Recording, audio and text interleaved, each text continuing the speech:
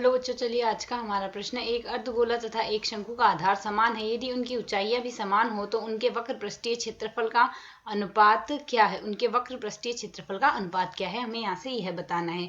तो इस प्रश्न को करने हेतु हमारे पास यहाँ से हमारी मुख्य अवधारणा कार्य करेगी। मुख्य अवधारणा यहाँ से हम लेके चलेंगे। प्रश्न के अनुसार हमें दिया क्या गया है, एक अर्धगोला है और एक शंकु है। तो अर्धगोले का वक्र पृष्ठीय क्षेत्रफल, अर्धगोले का वक्र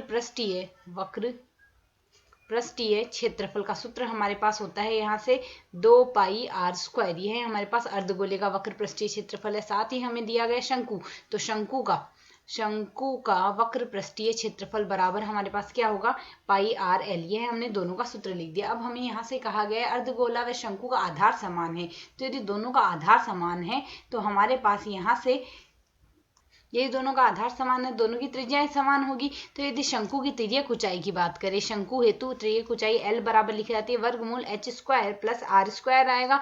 साथ ही हमें यहाँ से ऊंचाइयां भी समान दी गई है। तो यदि हम यहाँ से देखें, जो शंकु की जो ऊंचाई होगी, यदि हम यहाँ से अर्धवृत्त लेंगे हैं, हमारे पास कुछ अर्धगोला हमारे पास यहाँ से कुछ इस प्रकार होगा। तो यहाँ से जो अर्धगोले की ऊंचाई होगी वह इस त्रिज्या r के बराबर होगी यहाँ पर, और यही शंकु की यहाँ से ऊंचाई h होगी। तो शंकु की ऊंचाई व अर्धगोले की ऊंचाई बराबर होगी, तो h बराबर r हम लिख सकते हैं। तो यहाँ से तिर्यक ऊंचाई l बराबर क्या आ गया, r² प्लस r², अर्थात 2r का स्क्वायर का वर्गमूल आएगा। इसे सरल करके वर्गमूल 2r लिख सकते हैं। तो यदि हम यहाँ से इसमें मान प्रतिस्थापित कर दें, तो यदि दोनों के वक्र पृष्ठीय क्षेत्रफलों का अनुपात ही तो हमें यहाँ से ज्ञात करना है। यह आएगा 2πr² बट्टे में आ रहा है πrl। तो ये यहाँ से l का मान प्रतिस्थापित कर देंगे, पाई से पाई को काट देंगे, r से r को काट देंगे, मान हमारे पास बचेगा 2r बट्टे l के स्थान पर हम लिख सकते हैं वर्गमूल 2 बट्टे में r आएगा।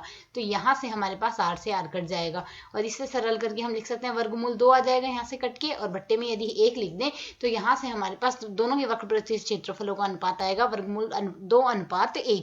यही हमारे पास इस प्रश्न का हल है। आशा है समझ आया। धन्यवाद।